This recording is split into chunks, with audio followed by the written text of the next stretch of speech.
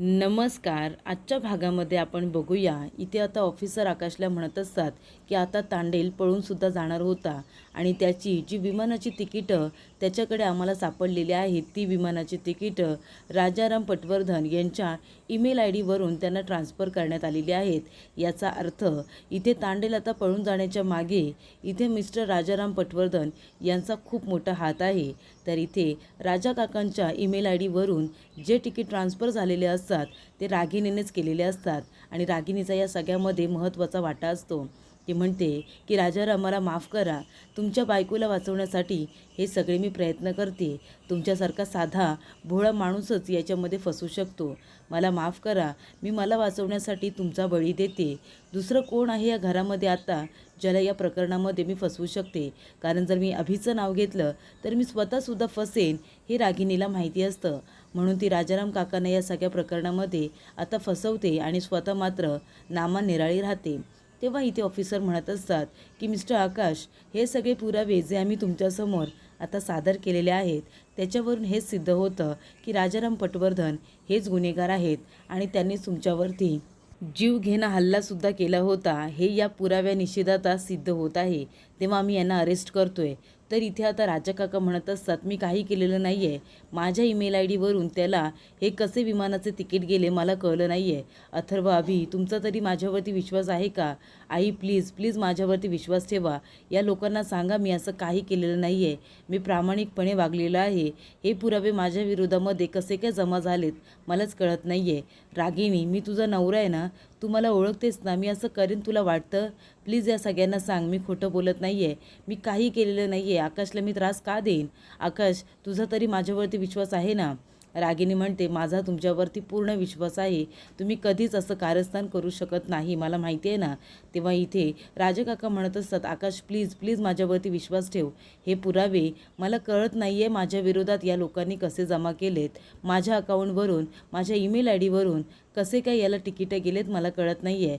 तेव्हा इथे भूमी म्हणत असते आकाश, बॉम्ब ब्लास्ट 3 महिन्यांपूर्वी झाला होता आणि राजकाकांच्या विरोधात हे जे काही पुरावे आपल्याला मिळालेत हे 7 दिवसांच्या आधीचे आहेत. 3 महिन्यांपूर्वी कुणी बॉम्ब ब्लास्ट घडवून आणला होता आणि याला कुणी मदत केली होती त्या व्यक्तीचं नाव आपल्यासमोर का येत नाही आहे? तेव्हा इथे ऑफिसर म्हणत असतात की मिस्टर आकाश, आमच्याकडे या प्रश्नाचं सुद्धा उत्तर आहे.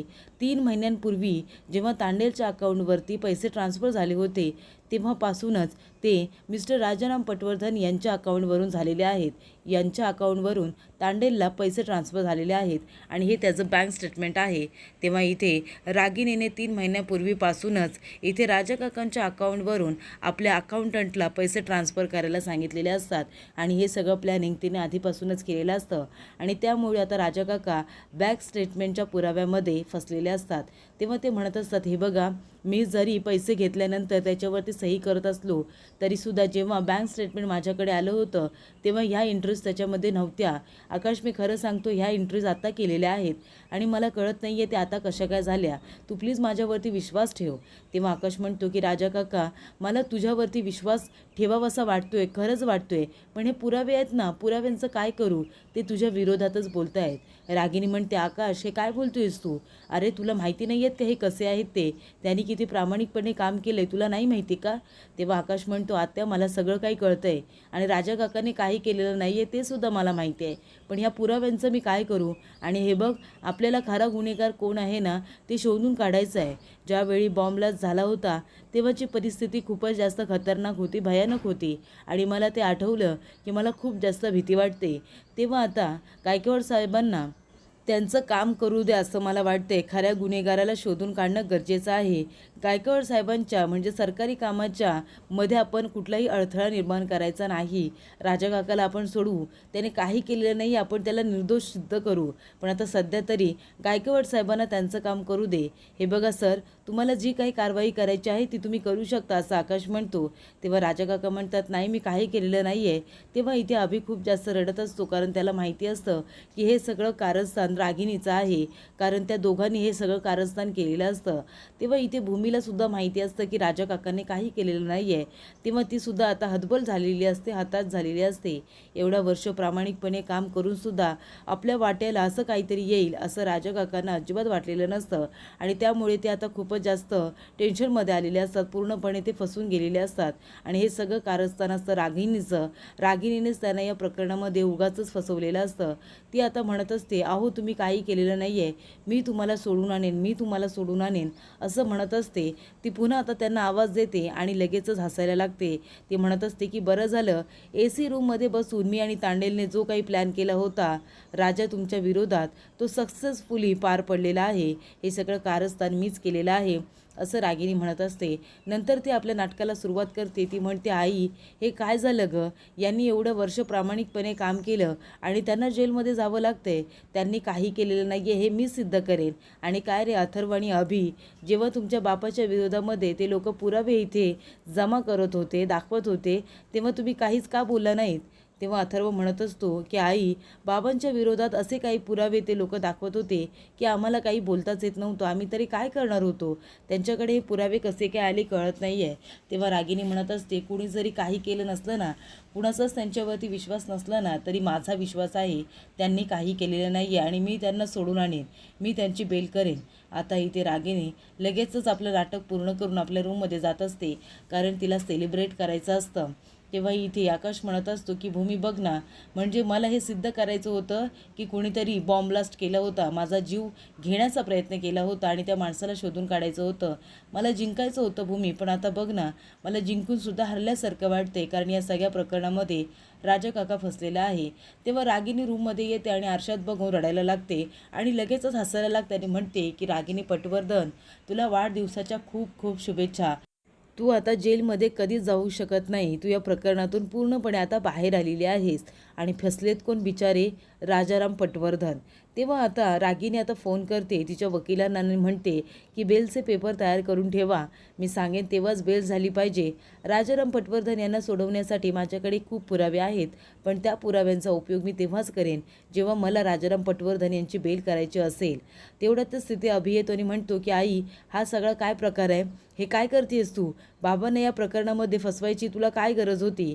तेव्हा रागिनी म्हणत असते की हळूहळू माझ्याशी बोलताना ना जरा हळू बोलायचं आणि कुणाशी बोलतोयस याचं भान ठेवायचं. आई आहे मी तुझी आणि मी हे जे काही केले ना ते फक्त माझ्यासाठी केलेलं नाही आहे, कळलं ना? तेव्हा इथे अभि म्हणत असतो, पण आई अगं, बाबांच्या प्रामाणिकपणाचे धडे आपण दुसऱ्यांना देतो ना, आणि तू बाबांना या प्रकरणामध्ये फसवलेस. तेव्हा रागिनी म्हणते, मग मी काय करणार होते सांग बरं? माझ्याकडे दुसरा पर्याय नव्हता आणि मला काही करून या प्रकरणातून बाहेर पडायचंच होतं. आणि अभि, तू एक गोष्ट जरा लक्षात ठेव, तुझं काय चाललंय ना मला बरोबर कळतंय, पण तुला कळतंय का, हे सगळं करू नये ना, मी फक्त नाही वाचली आहे, तुलासुद्धा वाचवलं आहे मी या प्रकरणामध्ये, मी तुलासुद्धा वाचवलेलं आहे, नाहीतर काय झालं असतं आपलं? तेव्हा इथे अभि म्हणत असतो, पण आई बाबाच का, तुला दुसरं कोणी भेटलं नाही का? बाबांनाच का तू फसवलेस या सगळ्यामध्ये? तेव्हा रागिनी म्हणते, अरे मग मी काय करणार होते, तुझे बाबाच माझ्यासाठी आता सॉफ्ट टार्गेट होते ना, सॉफ्ट टार्गेट, आणि ते सुद्धा बेसावध आणि बेवसावध लोकांना फसवायला खूपच जास्त आनंद होतो, तुला तर माहिती आहे ना, आणि मजासुद्धा येते. तेव्हा पौर्णिमा म्हणत असते, हे काय बोलताय तुम्ही? अहो तुम्ही बाबांना फसवलेत ना, आणि तरीसुद्धा हसताय, मस्करी करताय. हे बघा, आम्हाला आता तुमची भीती वाटायला लागली आहे, म्हणजे तुम्ही तुमच्या नात्याची सुद्धा किंमत केली नाही.